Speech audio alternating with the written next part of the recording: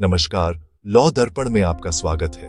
न्यायिक सुधारों और लंबित मुकदमों के बोझ को लेकर एक महत्वपूर्ण घटनाक्रम में भारत के सर्वोच्च न्यायालय ने उस जनहित याचिका PIL पर विचार करने से इनकार कर दिया है, जिसमें देश में प्रति 10 लाख की आबादी पर न्यायाधीशों की संख्या बढ़ाकर 50 करने की मांग की गई थी।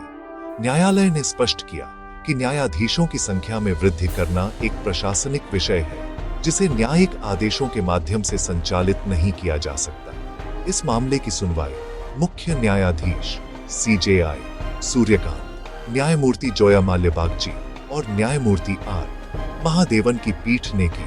फोरम फॉर फास्ट जस्टिस द्वारा दायर इस याचिका में इम्तियाज अहमद बनाम उत्तर प्रदेश राज्य और ऑल इंडिया जजेस एसोसिएशन 2002 के पुराने फैसलों का हवाला दिया गया था। याचिकाकर्ताओं का तर्क था कि वर्तमान में भारत में केवल 10.5 जज प्रति 10 लाख व्यक्ति हैं, जो न्याय वितरण में देरी का मुख्य कारण है। सुनवाई के दौरान पीठ ने कड़ा रुख अपनाते हुए इसे प्रशासनिक मामला करार दिया। मुख्य न्यायाधीश सूर्यकांत ने टिप्पणी करते हुए कहा कि न्यायालय इन चुनौतियों से भली भांति अवगत है और इसे उच्च न्यायालयों के समन्वय के साथ प्रशासनिक स्तर पर हल किया जा रहा है। CJI ने मौखिक रूप से कहा, हमें इस मुद्दे के लिए जनहित याचिका की आवश्यकता नहीं है। मुझे पता है कि इसे प्रशासनिक रूप से कैसे संभालना है।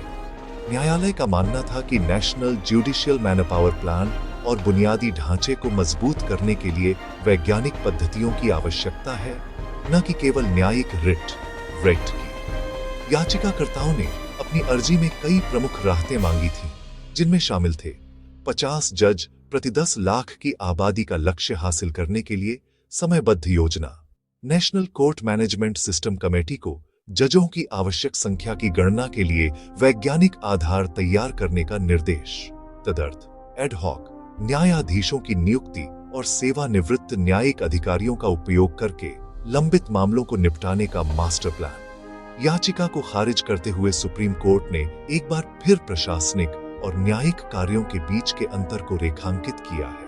हालांकि देश में लंबित मामलों की संख्या 5 करोड़ के करीब पहुंच रही है, लेकिन सर्वोच्च न्यायालय ने यह संकेत दे दिया है कि न्यायिक विस्तार का खाका अदालतों के प्रशासनिक गलियारों से ही तैयार किया जाएगा।